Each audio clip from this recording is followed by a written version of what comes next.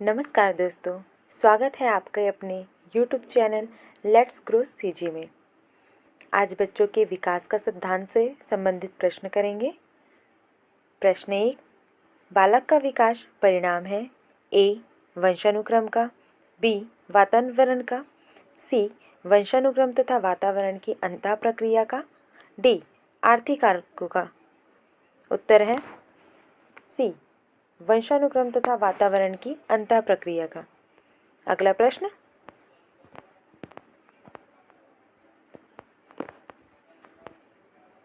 प्राथमिक स्तर पर एक शिक्षक में निम्न में से किसे सबसे महत्वपूर्ण विशेषता मानना चाहिए? ए. पढ़ाने की उत्सुकता, बी.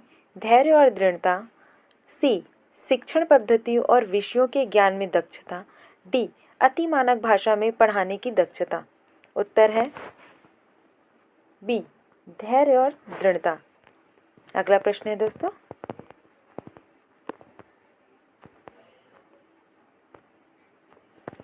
प्रत्येक शिक्षार्थी स्वयं में विशिष्ट है। इसका अर्थ है ए.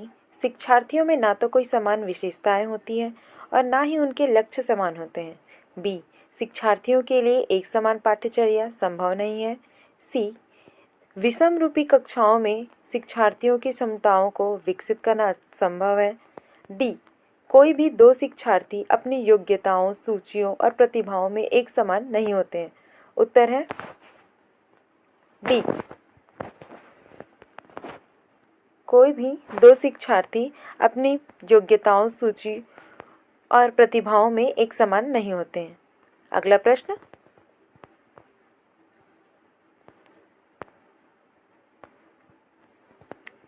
शिक्षक एवं विद्यार्थियों के मध्य संबंध होना चाहिए।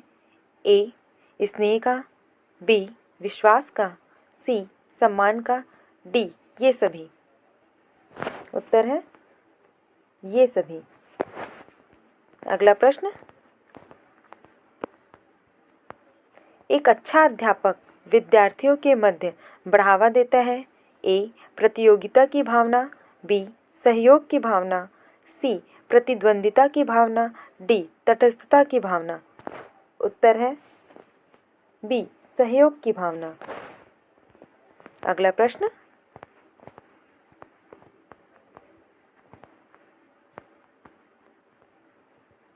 शिवानी द्वारा पूछे गए एक प्रश्न का उत्तर शिक्षक तत्काल नहीं दे सकता है। शिक्षक की प्रतिक्रिया क्या होनी चाहिए? ए. शिक्षक द्वारा शिवानी को चुप करा देना चाहिए, बी. शिक्षक द्वारा शिवानी का ध्यान हटा देना चाहिए, सी. शिक्षक को कहना चाहिए मैं नहीं जानता हूँ, डी. शिक्षक द्वारा इस प्रश्न का सही उत्तर बाद में समझकर देना चाहिए। उत्तर है डी. शिक्षक द्वारा इस प्रश्न का सही उत्तर बाद में समझकर देना चाहिए। अगला प्रश्न,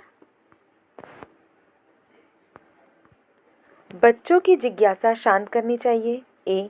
जब शिक्षक फुर्सत में हो, बी. जब विद्यार्थी फुर्सत में हो, सी. कुछ समय के पश्चात, डी. तत्काल जब विद्यार्थी द्वारा जिज्ञासा की गई है। उत्तर है डी. तत्काल जब विद्यार्थी द्वारा जिज्ञासा की गई है। अगला प्रश्न, शिक्षक को ज्ञान होना चाहिए। ए. अध्यापन विषय का, बी. बाल मनोविज्ञान का, सी. शिक्षा संहिता का, डी. अध्यापन विषय एवं बाल मनोविज्ञान का। उत्तर है डी. अध्यापन विषय और एवं बाल मनोविज्ञान का। अगला प्रश्न,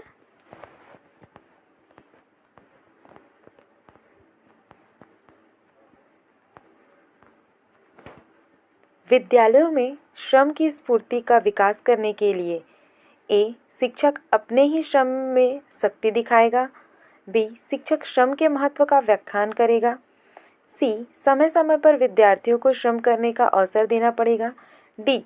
विद्यार्थियों को श्रम करने वाले लोगों का उदाहरण देना पड़ेगा। उत्तर है सी. समय समय पर विद्यार्थियों को श्रम करने का अवसर देना पड़ेगा। अगला प्रश्न,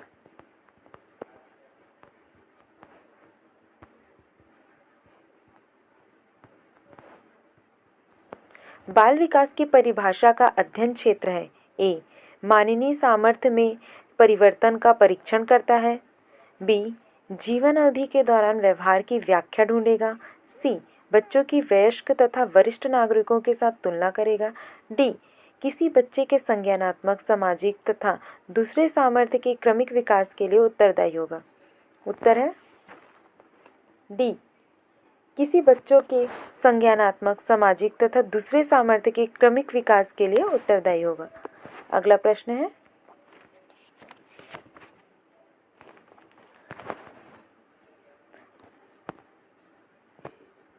प्राथमिक शिक्षक के लिए बाल मनोविज्ञान का ज्ञान आवश्यक है क्योंकि ए, यह बच्चों को अनुशासित बनाने में सहायता करता है। बी, परीक्षा के परिणामों में उन्नति होती है। सी, यह बच्चों को अभिप्रेरित करने के लिए सुविधाजनक तरीका बन पाता है। डी, यह बच्चों के व्यवहार को समझने में शिक्षक की सहायता करता है। उत्तर है डी, यह बच्चों के व्यवहार को समझने में शिक्षक की सहायता करते हैं। अगला प्रश्न, अपने विद्यार्थियों को समझने के लिए एक शिक्षक में अच्छी जानकारी होनी चाहिए। ए, बाल मनोविज्ञान का। बी, बच्चों को समझने की प्रवृत्ति। सी, विषय वस्तु के प्रति विद्यार्थियों के मत। डी, उपरोक्त सभी। उत्तर है डी, उपरोक्त सभी। अगला प्रश्न, मनोचित्रण का संदर्भ है। ए, अर्धग्राह्यता को बढ़ाने की एक तकनीक। बी, जोखिम भरे कार्य के लिए कर्म योजना। सी, मन का चित्र खींचना। डी, मन के कार्य का अन्वेषण। उत्तर है डी, मन के कार्य का अन्वेषण।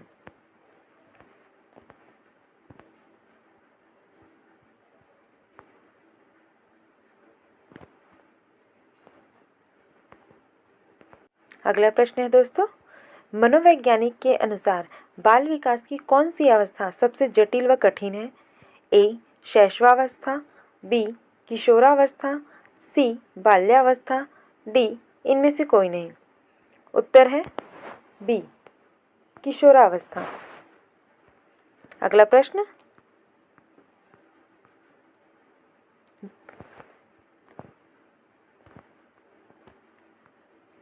निम्नलिखित में से कौन सा बाल विकास का एक सिद्धांत नहीं है? ए, सभी विकास एक क्रम का पालन करते हैं। बी, विकास के सभी क्षेत्र महत्वपूर्ण हैं। सभी विकास परिपक्व एवं अनुभव की अंतःक्रिया का परिणाम होते हैं। डी, सभी विकास तथा अधिगम एक समान गति से आगे बढ़ते हैं।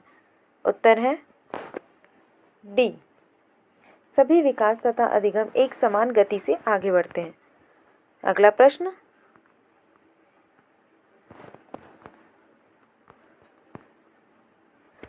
अपनी कक्षा के बच्चों को उनकी अपनी अवधारणा को बदलने में आप किस प्रकार सहायता करेंगे? ए, बच्चों की अवधारणा गलत है तो उन्हें दंड देकर। बी, तथ्यात्मक जानकारी देकर। सी, अवधारणाओं के बारे में बच्चों को अपनी समझ को व्यक्त करने का अवसर देकर। डी, बच्चों को सूचनाएं लिखकर उन्हें याद करने को कहकर। उत्तर है बी, तथ्यात्मक जानकारी देकर। अगला प्रश्न, बाल मनोविज्ञान का क्षेत्र है। ए, केवल शैशवावस्था की विशेषताओं का अध्ययन। बी, केवल गर्भावस्था की विशेषताओं का अध्ययन। सी, केवल बाल्यावस्था की विशेषताओं का अध्ययन। डी, गर्भावस्था से किशोरावस्था की विशेषताओं का अध्ययन। उत्तर है डी, गर्भावस्था से किशोरावस्था की विशेषताओं का अध्ययन। अगला प्रश्न, वह अवस्था जो कि माता के 21वें गुणसूत्र जोड़े के अलग न हो पाने के कारण होती है कहलाती है? A, Down syndrome. B, Klinefelter syndrome. C, Turner syndrome. D, Wilson syndrome. उत्तर है ए, डाउन सिंड्रोम। अगला प्रश्न, तनाव को कम करने के अप्रत्यक्ष ढंग कहलाते हैं? ए, समस्या समाधान विधि। बी, रक्षात्मक यांत्रिकी। सी, व्यक्तिगत विधि। डी, इनमें से कोई नहीं। उत्तर है रक्षात्मक यांत्रिकी। अगला प्रश्न, सूझ या अंतर्दृष्टि के सिद्धांत का प्रतिपादन किया? ए थॉर्नडाइक, बी गेस्टाल्टवादी मनोवैज्ञानिक, सी हेगॉल्टी, डी स्किनर। उत्तर है गेस्टाल्टवादी मनोवैज्ञानिकों ने।